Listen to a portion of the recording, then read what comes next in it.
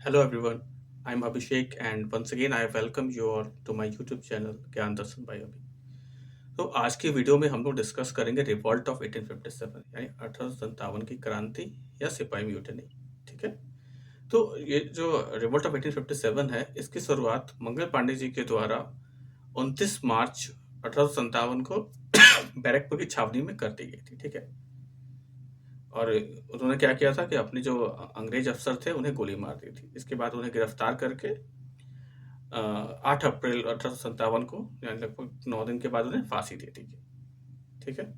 तो इससे क्या हुआ, कहीं ना कहीं जो बाकी सैनिकों थे उनके मन में जो विद्रोह है जो उसका कहने के उपजना वहां से स्टार्ट हो चुका था। ठीक है।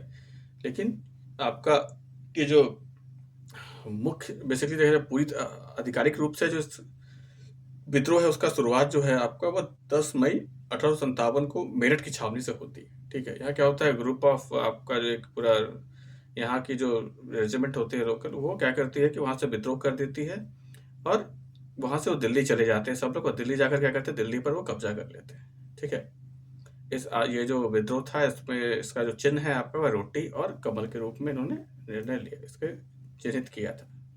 ठीक है। तो यहाँ हम लोग जानने की कोशिश करेंगे कि आखिर ये जो विद्रोह हुआ, इस विद्रोह का कारण क्या था। इसके कुछ तात्कालिक कारण को भी हम लोग जानेंगे और कुछ जो लंबे समय से उत्पन्न होते आ रहे थे वैसे कारण जो पहले से बैकग्राउंड में डेवलप हो रहे थे। ठीक है। वैसे कारणों को भी हम लोग जानने का प्रयास करेंगे। ठीक है।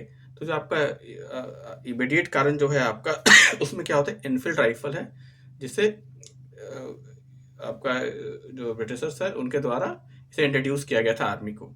इसमें क्या होता था कि आपका जो कार्टेज होता है उसे मुंह से फाड़कर उसके बाद जो गन का बैरल होता है उस पर डालना होता था। ठीक है। तो यहाँ पर क्या हुआ कि यहाँ पे लोगों के को इस बात का पता चला कि जो कार्टेज है उसमें कहीं ना कहीं गाय और सुअर दोनों की चर्बी का इस्तेमाल किया गया है। ठीक है। तो जैसा कि हम जानते हैं गाय हमारे हिंदू धर्म के लिए आपका पवित्र मानी जाती है, और इस्लामिक रिलीजन में क्या है कि आपका जो सुअर है उसे हराम या इम्प्योर माना जाता है। तो कहने की जो दोनों समुदाय के लोग हैं या सैनिक थे उनके द्वारा इसका विरोध किया गया। ठीक है। लेकिन क्या हुआ कि ईस्ट इंडिया कंपनी जो है आपका वह इसे विड्रॉ करने को तैयार नहीं थी और सैनिकों के ऊपर दबाव बनाया जा रहा था। ठीक है। इवन कई अन्य छावनियों में क्या बहुत से लोगों को इवन 80 लोगों को एक बार में उन्हें बर्खास्त कर दिया गया सेवा से। ऐसी ऐसी अनेक घटनाएं थी कि कई लोगों को आपका ऑर्डर ना मानने की स्थिति में उन्हें 10 साल तक की सजा तक का भी दिया गया। कई लोगों को 3 साल के लिए वो आपका वो जो एग्जाइल पे भेजते हैं, वो देश से निकाल देते हैं, वैसा उस तरह का भी सजा जो मतलब लोगों को कहीं ना कहीं प्रेशराइज किया जा रहा था कि वो इसका इस्तेमाल करे, इससे वो इस्तेमाल को जो है रोके नहीं। ठीक है। तो यह मुख्य कारण था। इसके ये जो इमीडिएट काउज था। ठीक है। इसके अलावा क्या था, कुछ ऐसा भी अफवाह उड़ा कि जो आटा उन्हें छावनियों में दिया जा रहा है उसमें हड्डियों का डस्ट है वो मिलाया जा रहा है। ठीक है। तो कहने क्या हो रहा था कि यहाँ पे जो सैनिक थे चाहे वो हिंदू धर्म के हों या फिर मुस्लिम धर्म के हो, दोनों को कहीं ना कहीं लग रहा था कि उनके जो धर्म है उनके साथ छेड़छाड़ किया जा रहा है, उससे खिलवाड़ किया जा रहा है। ठीक है। तो यह सब जो है ये तात्कालिक रूप से यह कारण बना। ठीक है। इसके अलावा अगर हम देखते हैं जो लॉन्ग टर्म है या फिर लॉन्ग टर्म रीजंस क्या क्या है, ठीक है, बैकग्राउंड में क्या क्या चीज़ें डेवलप हो रही थी जिस वजह से ऐसी परिस्थितियां उत्पन्न हुई, तो बैकग्राउंड में हम देखते हैं कि आपका यहाँ कुछ राजनीतिक कारण हो है। उसके अलावा आर्थिक और प्रशासनिक कारण भी हैं, सोशल एंड कल्चरल इश्यूज भी है, सैन्य या मिलिट्री इश्यूज भी है, साथ ही साथ इन्फ्लुएंस ऑफ आउटसाइड इवेंट्स यानी कि बाकी दुनिया में जो घटनाएं घट रही हैं उसका भी कुछ ना कुछ प्रभाव था यहाँ पर। ठीक है। तो यहाँ पर ये जो बिंदु बताया हमने, इन सभी बिंदुओं को हम लोग अलग से एक एक करके डिटेल में डिस्कस करेंगे। ठीक है। यहाँ पर एक दो चीज़ और होता है कि यहाँ पे जो सैनिक दिल्ली जाते हैं वहाँ पर कब्जा करते हैं, तो वहाँ जो आखिरी मुगल बादशाह होते हैं बहादुर शाह जफर, उन्हें उन्होंने ये लोग क्या कहते हैं, उन्हें जो है भारत का शहंशाह डिस्कस आपका डिक्लेयर कर देते हैं। ठीक है। जो कि एक 80 साल का एक बुजुर्ग राजा होता है। ठीक है। वो बेचारा मजबूरी में कहीं ना कहीं यहाँ पर सैनिकों के दबाव में उसे उसने इस बात के लिए एग्री किया। ठीक है। तो अब हम लोग एक बार जो रीजंस है उसको डिटेल में समझेंगे। ठीक है। तो रीजन जाने से पहले हम लोग देख लेते हैं इसमें कौन कौन से लोग ने पार्टिसिपेट किया था। तो इसमें पार्टिसिपेट करने वाले में आपके पुराने जमींदार थे, वैसे राजा थे जिनसे उनके राज्य को छीन लिया गया था। उसके अलावा सिपाही थे, किसान थे, आम नागरिक थे, इवन जो मुस्लिम धर्मगुरु होते हैं, उलेमाज होते हैं, काजी होते हैं, इन लोगों ने भी बढ़ चढ़कर इस विद्रोह में अपना हिस्सा लिया था। ठीक है, हालांकि एक वर्ग था जिसे आप कह सकते हैं, आपका जो देखा जाए तो आपका मिडिल क्लास जो था हमारा, या फिर मर्चेंट्स, बिजनेसमैन, साहूकार, ये लोग जो थे, ये लोग कहीं ना कहीं इस आंदोलन से दूर रहते हैं। ठीक है, तो कहीं ना कहीं एक वर्ग जो था आपका, ये कुछ वर्ग है जो बहुत ज़्यादा इन्वॉल्व थे यहाँ पे, जो जिसके बारे में हमने पढ़ा। और ये जो कुछ वर्ग थे, जैसे कि आपका, जिसके बारे में बताया, जो आपका मिडिल क्लास पॉपुलेशन थे, या फिर साहूकार हो गया आपका, वैसे राजा राजा हो गया, राजा वगैरह हो गए, जो तो ब्रिटिश के साथ उनका कोalition बना हुआ था, तो वो लोग कहीं ना कहीं इससे दूर रह रहे थे अपने आप को। ठीक है, तो ये सब कुछ कारण थे जिस कारण से हमारा जो आंदोलन है ये कमजोर पड़ा कहीं ना कहीं। ठीक है, तो अब हम लोग शुरुआत करते हैं पॉलिटिकल कारण से। ठीक, तो राजनीतिक कारण क्या क्या था जिसकी वजह से 1857 की क्रांति होती है। तो आपका ईस्ट इंडिया कंपनी का जो है इफेक्टिव पॉलिसी था कंट्रोल करने का। ठीक है, तो उसकी वजह से उन्होंने क्या किया, सब्सिडी अलायंस लाया, तो उससे भी लोग नाराज थे। ठीक है, जिसमें क्या होता था कि आपका लोगों को अपना जो भी राज्य है, उन्हें अपना जो सुरक्षा का जिम्मेवारी है वो ईस्ट इंडिया कंपनी को दे देना पड़ता था। ठीक है, और उसके अगेंस्ट में उन्हें एक भारी कीमत चुकाना पड़ता था। ठीक है, इसके अलावा क्या था, पॉलिसी ऑफ एक्सेशन था, डॉक्ट्रिन ऑफ लैप्स जो डलहौजी के द्वारा लाया गया था, यानी कि विपद का सिद्धांत, जिसमें कि अगर आपका खुद का एक मतलब बायोलॉजिकल चाइल्ड अगर आपका नहीं है, तो उस स्थिति में आप गोद लिए हुए बच्चे को अपना उत्तराधिकारी नहीं बना सकते। ठीक है, ये था। तो इस वजह से क्या हो गया, आपका जो लोकल राजा थे, जो लोकल राज्य था, वो भी कहीं ना कहीं धीरे धीरे छिनते चला गया। तो उनके जो राज परिवार थे, उनके अंदर आपका आक्रोश था। इसके अलावा जो मुस्लिम्स हैं उनके मन में भी काफ़ी रोष था, क्योंकि जो बहादुर शाह जफर थे, उन्हें आखिरी मुगल बादशाह घोषित कर दिया गया था, और उनके बाद जो आने वाली जनरेशन है, उनमें से किसी भी एम्परर के रूप में चिन्हित ना करने का जो फैसला है वो अंग्रेजों के द्वारा सुनाया गया था। साथ ही साथ उन्हें जो रेड फोर्ट है उसे भी खाली करने का आदेश दे दिया गया था, कि उनके उनके बाद जो है आपको ये रेड फोर्ट है उसे खाली करना पड़ेगा उनकी मृत्यु के बाद। ठीक है, तो यह भी एक कारण था जिसकी वजह से जो मुस्लिम पॉपुलेशन है वह भी अंग्रेजों से काफ़ी नाराज थी। ठीक है, इसके अलावा हम लोग देखेंगे जो आपका आर्थिक और प्रशासनिक कारण क्या है, यानी कि इकोनॉमिक एंड एडमिनिस्ट्रेटिव इश्यूज क्या कहते हैं। तो उसमें हम देखेंगे लैंड रेवेन्यू सेटलमेंट। ठीक है, तो अलग अलग तरह का लैंड रेवेन्यू सेटलमेंट किया गया था, जैसे कि आपका रैयतवारी, महलवारी, जमींदारी सिस्टम, ये सब जो है लैंड रेवेन्यू सिस्टम था। और इसमें क्या था कि जो टैक्सेस थे वो काफ़ी हाई थे, ऑलमोस्ट 50% के आसपास तक जो प्रोडक्शन होता था उसका वो एज अ टैक्स उन्हें पे करना पड़ता था ईस्ट इंडिया कंपनी को। ठीक है, इसके अलावा क्या हो रहा था कि लगान इतना हाई था, तो क्या है कि जो किसान हैं उन्हें जो बेसिकली जो मनी लेंडर्स हैं उनसे पैसे लेकर भी उन्हें कई बार लगान लगान चुकाना पड़ता था। और ये जो साइकिल है ये हमेशा चलते ही रहता, ये नेवर एंडिंग साइकिल था। ठीक है, तो इस वजह से क्या हो रहा था, उनकी जो परिस्थिति है वो और खराब से खराब होते जा रही थी। ठीक है, इसके अलावा क्या था, जो हैंडीक्राफ्ट इंडस्ट्रीज है या फिर लोकल जो भी इंडस्ट्रीज है, वह भी धीरे धीरे यहाँ पे क्या होता है, डिस्ट्रॉय होती चली गई थी, क्योंकि जो लोकल नेटिव रूलर्स थे उनका जो राज्य है वो तो अंग्रेजों के द्वारा छीन लिया जा रहा था। तो ये जो आर्टिशंस थे, इन्हें जो इनका जो सोर्स ऑफ इनकम तो वो कोर्ट से ही चलता था, जो भी नेटिव रूलर्स थे। ठीक है, वहाँ से तो वो भी कहीं ना कहीं छिनते चला गया, तो इस वजह से भी उनका जॉब चला गया कहीं ना कहीं। करप्शन था काफ़ी ज़्यादा। यहाँ पे यूनिलेटरल ट्रेड पॉलिसीज था ईस्ट इंडिया कंपनी का, यानी कि अगर कोई सामान जो इंग्लैंड से बनकर भारत में आ रहा था तो उस पर किसी तरह का कोई कर नहीं था, और भारत से जो बन के सामान जा रहे थे उसमें 100% तक टैक्स वो लोग चार्ज करते थे। तो इससे क्या होता था कि जो लोकल एक्सपोर्ट है आपका इंडिया का, वो भी कहीं ना कहीं प्रभावित हो रहा था। ठीक है, साथ ही साथ क्या होता है, इंडियन सोल्जर्स है, सिविल सर्वेंट्स है, उनके साथ क्या हो रहा था कि उन्हें पेमेंट लेस किया जाता था, उनका प्रमोशन भी है वह भी अच्छे से नहीं होता था, एक लिमिटेड रैंक के बाद उन्हें प्रमोशन नहीं दिया जाता था। तो यहाँ पर कहीं ना कहीं जो यूरोपियन सोल्जर्स और सर्वेंट थे उन उन उनमें, और जो भारतीय सर्वेंट या सोल्जर्स थे उनमें भेदभाव किया जाता था। ठीक है, तो यह भी एक कारण थे। इसके अलावा अगर हम लोग देखेंगे तो सोशल और रिलीजियस काउज क्या कहते थे। ठीक है, तो सामाजिक और धार्मिक कारण क्या क्या रहे उसे भी हम लोग यहाँ पर डिटेल में समझेंगे। ठीक है, तो यहाँ पे क्या होता है कि इंग्लिश जो है आपका, वो लोग कहीं ना कहीं भेदभाव की भावना से ग्रस्त थे। ठीक है, तो गोरे और काले का जो भेद है आपका, वो कहीं ना कहीं उनके मन में था, तो भारतीयों को के साथ वो हमेशा भेदभाव किया करते थे और अपने आप को सुपीरियर समझते थे। ठीक है, इसके अलावा क्या होता है कि जो हिंदू और जो मुस्लिम रिलीजन है उसको हमेशा वो नीचा दिखाने की कोशिश किया करते थे। ठीक है, किसी न किसी रूप से। इसके अलावा क्या होता है, जो हमारा जो भी प्राचीन प्रथाएं चलती आ रही थी, उनके उनमें भी उन सब प्रथाओं में भी इनके द्वारा हस्तक्षेप किया जाने लगा। ठीक है, तो क्या होता है कि धर्म जो है, अब आज की डेट, वो तो समय का बात है, लगभग 200 साल हो चुका है लगभग इस घटना को लगभग में। तो 200 साल पहले की बात है। यहाँ तो अभी भी अगर कोई रिलीजियस मैटर पे किसी का इंटरफेरेंस होता है तो लोग यहाँ पर बर्दाश्त नहीं करते। तो वही चीज़ वहाँ पे भी था, ठीक है। इसके अलावा क्या होता है, लेक्स लॉकी एक्ट आपका 1850 का पास हुआ था, ठीक है। इसके अलावा रिलीजियस डिसेबिलिटी एक्ट पास हुआ था। इसमें क्या था कि बेसिकली अगर कोई व्यक्ति अपना रिलीजन अगर वो चेंज करता है तो उन्हें जो फैमिली प्रॉपर्टी उसे इनहेरिट करने का जो अधिकार है वह उसे छीना नहीं जाएगा। जबकि नॉर्मली जो ट्रेडिशनल लॉ चलते आ रहे थे हमारे पास, उसमें क्या था कि अगर कोई व्यक्ति अपना धर्म परिवर्तन कर लेता है तो उस स्थिति में उसे जो परिवार की जो संपत्ति है उसे वंचित कर दिया जाता था, ठीक है। तो उसे हटाने के लिए और जो क्रिश्चियन मिशनरीज है उसे प्रमोट करने के लिए ये लोग कहीं ना कहीं इस तरह के कानून को लेकर आ रहे थे। ठीक है। इसके अलावा क्या हो रहा था कि जो क्रिश्चियन मिशनरीज है उन्हें इस धर्म का प्रचार प्रसार के लिए इन्होंने पूर्णतः छूट प्रदान कर दी थी, ठीक है। और साथ ही साथ उन्हें सहयोग भी किया करते थे, ठीक है। तो इससे भी क्या हो रहा था कि लोगों के अंदर कहीं ना कहीं जो एक कहीं न कहीं एक विरोध की भावना जो उत्पन्न हो रही थी, उन्हें भी लग रहा था कि उनका जो धर्म है, उसे खतरे में डाला जा रहा है कहीं न कहीं इनके द्वारा। इसके अलावा क्या होता है, जैसे उस समय कुछ कुरीतियाँ मौजूद थी, जैसे कि सती प्रथा हो या वुमेन रीमैरेज हो, ठीक है?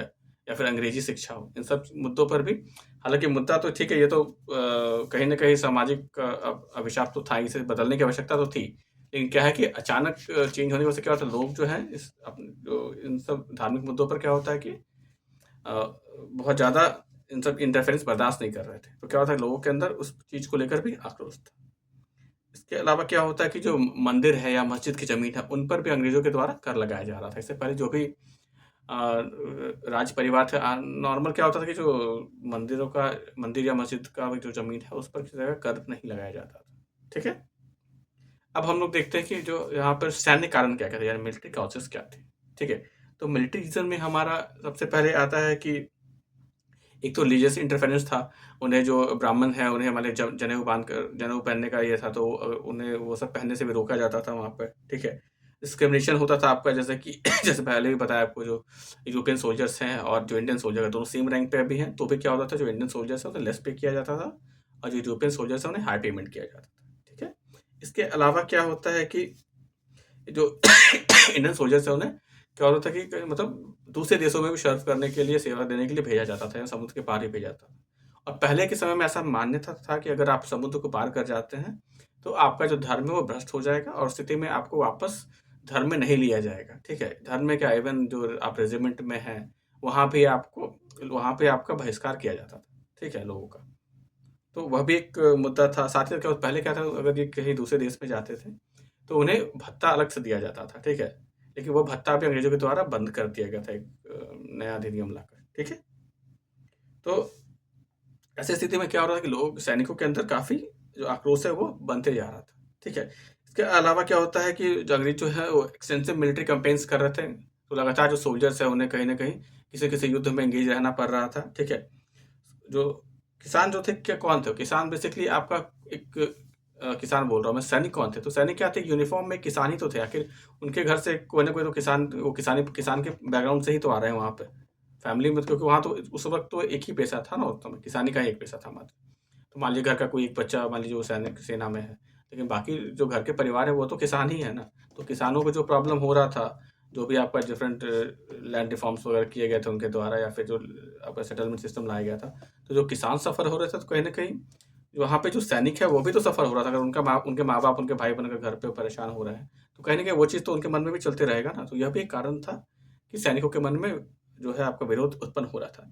इसके अलावा क्या होता है कि आउटसाइड इवेंट्स का जो, जैसे हमने पॉइंट बताया था स्टार्टिंग में, तो जो बाहरी घटना थी वह क्या-क्या थी कि जैसे कि आपका कुछ युद्ध में अंग्रेज़ों के द्वारा लगातार उन्हें काफ़ी नुकसान का सामना करना पड़ा था, ठीक है? जैसे कि आपका पहला अफ़गान वॉर जो है आपका 1839 से 1842 के बीच में हुआ, उसमें उन्हें काफ़ी नुकसान का सामना करना पड़ा। इसके अलावा पंजाब का जो युद्ध हुआ था, उसमें भी उन्हें काफ़ी नुकसान का सामना करना पड़ा। जीत तो उनकी हुई थी, लेकिन काफ़ी नुकसान का सामना करना पड़ा। इसके अलावा क्रिमियन वॉर चल रहा था 1854 से 1856 के बीच में। यहाँ पर भी क्या होता है, अंग्रेज़ों को काफ़ी नुकसान पहुँचता है और यहाँ पर उन्हें कहीं न कहीं इससे क्या होता है कि जो ये भारतीय लोग थे, उन्हें यहाँ पर कहीं ये चीज़ लगता है कि मतलब अब ऐसा कुछ नहीं है कि अंग्रेज़ों को हराया नहीं जा सकता है। पहले लोगों को क्या लगता था कि जो अंग्रेज़ साम्राज्य है आपका, यह इसे हराना इतना आसान नहीं है, मतलब आसान क्या, असंभव है, लोग यही मान के चल रहे थे। लेकिन जब यहाँ इन कुछ युद्ध में इनका जो देखा गया कि इन्हें काफ़ी लॉसेस हुए, कहीं-कहीं हार का भी सामना करना पड़ा, तो कहीं न कहीं लोगों के अंदर यह हिम्मत भी आया कि नहीं, इन्हें हराया जा सकता है। ठीक है? तो अब हम लोग जानने की कोशिश करेंगे कि आपका नेचर ऑफ रिवोल्ट कैसा था। तो वीडी सावरकर जो है आपका, उनके द्वारा कहा गया कि यह है जो है ये फर्स्ट वॉर ऑफ इंडिपेंडेंस था, ठीक है? यहाँ पे क्या होता है कि यहाँ पे लिमिटेड टेरिटोरियल और सोशल बेसिस थे, ठीक है? जिस कारण से हमें लॉसेस का सामना करना पड़ा इस रिवॉल्ट में, ठीक है? बॉम्बे मद्रास का जो आर्मी है आपका, वो लोग क्या था, वो लोग रॉयल आपका जो है, वो लोग लॉयल ही रह गए उनके उनके साथ में, ठीक है? तो उन्होंने किसी तरह का विद्रोह नहीं किया, ना बॉम्बे प्रेसिडेंसी के जो सैनिक है उन्होंने किया, ना ये मद्रास जो है वहाँ के सैनिकों ने किया, ठीक है? इसके अलावा राजपूताना जो आपका क्षेत्र है, उनके वहाँ से भी किसी तरह का कोई विद्रोह नहीं किया गया, ठीक है? ना आपका जो मराठा जो कॉन्फेडरेसी थे बाद में, जो जैसे कि सिंधिया, होलकर, भोसले, इन लोगों के द्वारा भी खुल के अंग्रेजों का सपोर्ट किया गया। इनकी गद्दारी की वजह से कहीं न कहीं 1857 में हमारे जो हमारे नेटिव सैनिक जो थे आपका, उनका कहीं न कहीं हार का उन्हें सामना करना पड़ा। इसके अलावा क्या हो रहा था कि जो ब्रिटिश जो है आपका, वो जो रेलवे सर्विसेज़ टेलीग्राफ का, वो यूज़ कर रहे थे, ठीक है?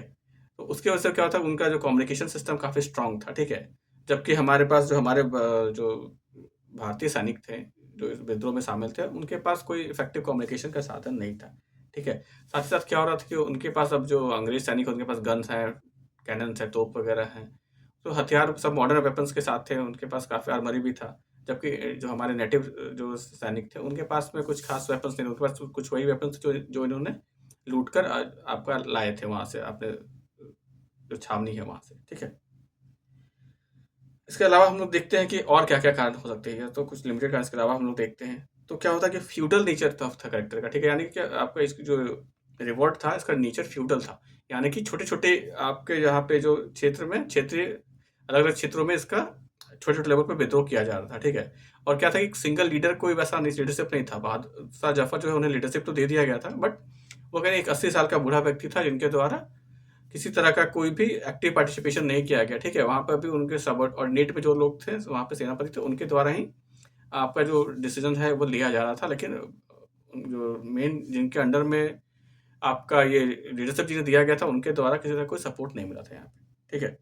इसके अलावा क्या होता है कि कोऑर्डिनेशन और लीडरशिप का कमी तो था ही यहाँ पे। इसके अलावा क्या था कि आइडियोलॉजी और जो राजनीतिक है क्षेत्र, राजनीतिक जो विचार है, उसमें भी लोगों के अंदर काफ़ी भेदभाव थे, ठीक है? लोग मतलब सबका जो ओपिनियन है वो एक कॉमन नहीं हो पा रहा था। साथ ही साथ क्या हो रहा था कि डिफरेंट विज़न नहीं था, आखिर कि मतलब आखिर ये जो विद्रोह खत्म होगा तो कैसे खत्म होगा, कैसे हमें युद्ध को लड़ना है, ठीक है? तो इन सब चीज़ों के लिए कोई प्रॉपर रणनीति नहीं थी, इस वजह से भी इन्हें हार का सामना करना पड़ा, ठीक है? तो अब क्या होता है कि हम लोग कुछ जो इम्पोर्टेंट आपका लीडर्स हैं रिवॉल्ट रिवॉल्ट के, उन्हें हम लोग एक बार देख लेते हैं।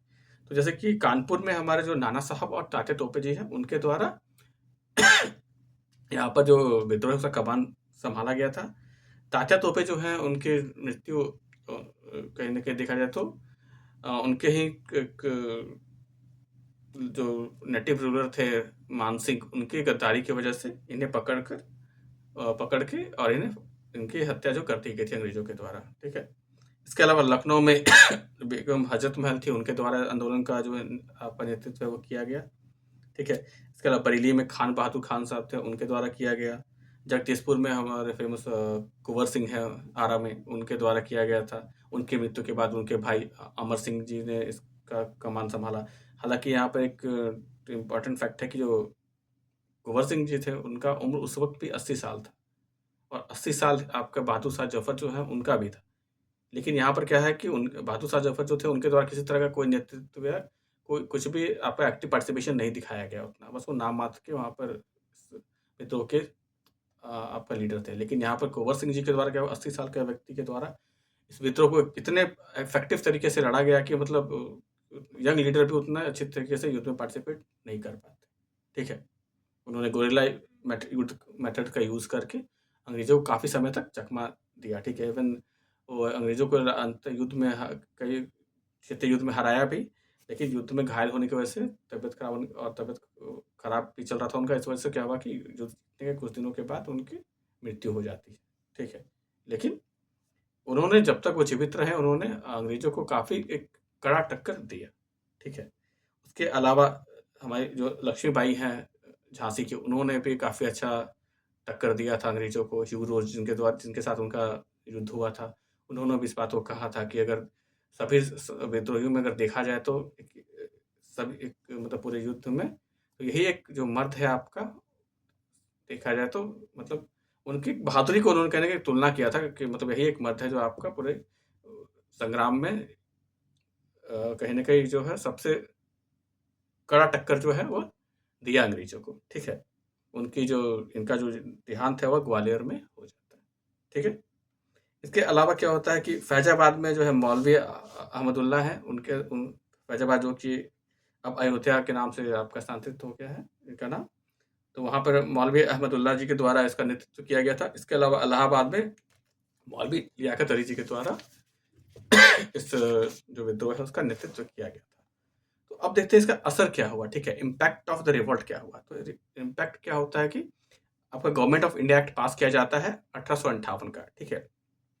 इस वक़्त क्या होता है कि जो गवर्नर जनरल ऑफ थे इंडिया के लॉर्ड कैनिंग, ठीक है? उनका जो पद है उसे बदल कर क्या किया जाता है वाइसरॉय पे कन्वर्ट कर दिया जाता है, ठीक है? और office of board of control जो था और कोर्ट ऑफ डायरेक्टर्स जो था उसे हटा दिया जाता है, ठीक है? और डायरेक्ट उसे वाइसरॉय के अंडर में डाल दिया जाता है। साथ ही साथ क्या होता है सेक्रेटरी ऑफ स्टेट जो है उसका एक पद को आपका यहाँ पे इंट्रोड्यूस किया जाता है और उसे असिस्ट करने के लिए 15 काउंसिल ऑफ मिनिस्टर जो है आपका वो इसमें रहते हैं, 15 काउंसिल मेंबर्स रहते हैं इसमें, ठीक है? इसके अलावा क्या था जो जमींदार जो लोग से ज़मीन छीनी गए थे उन्हें वो ज़मीन वापस कर दी जाती है। साथ ही साथ ये जो एनेक्सेशन यानी कि जो ज़मीन हड़पने की, कब्ज़ा करने की या फिर साम्राज्य को विलय करने का जो नीति था अंग्रेज़ों के द्वारा उसे यहाँ पर डिक्लेयर किया जाता है कि हम उस नीति को अब छोड़ रहे हैं पूरी तरीके से, ठीक है? तो ये सब घोषणा जो है आपका क्वींस प्रोक्लेमेशन में आपका 1858 में किया जाता है, ठीक है? और उसी के बेसिस पे आपको ये गवर्नमेंट ऑफ इंडिया का 1858 आता है, ठीक है? इसके अलावा क्या होता है कि देखते हैं हम जानने की कोशिश करेंगे आखिर किस-किस लेखक ने या इतिहासकार ने इस घटना को क्या-क्या नाम दिए हैं, ठीक है? तो जैसे जॉन लॉरेंस है, उनके द्वारा इसे कहा गया कि एक मिलिट्री रिबेलियन है, यानी कि सिपाही विद्रोह है, ठीक है? इसके अलावा टी.आर. होम्स जो हैं, उनके द्वारा कहा गया है कि यह जो स्ट्रगल है किसके बीच में स्ट्रगल था तो कि बार्बरिज़्म और सिविलाइज़ेशन के बीच में, ठीक है? यानी असभ्य और सभ्य लोगों के बीच का युद्ध है, ऐसा एक टी.आर. होम्स का कहना था, ठीक है? तो यानी कि आप समझ सकते हैं इनका सोच किस प्रकार का होगा उस वक़्त, ठीक है? उसके बाद क्या होता है कि जो अशोक मेहता है उनके द्वारा इसे नेशनल मूवमेंट कहा जाता है और जो आर.सी. मजूमदार है उनके द्वारा ना इसे neither first war not national not freedom struggle कहा जाता है, ठीक है? यानी कि वो इसे ना इसे पहला युद्ध मानते हैं, ना इसे नेशनल लेवल का विद्रोह मानते हैं और ना ही इसे स्वतंत्रता संग्राम मानते हैं। ये आर.सी. मजूमदार जी का मानना था। तो यहाँ पर क्या होता है कि हमारा ये रिवॉल्ट ऑफ 1857 जो है टॉपिक यह कंप्लीट होता है। तो नेक्स्ट टॉपिक में हम लोग मिलेंगे इंडियन नेशनल मूवमेंट्स के साथ में। Till then thank you.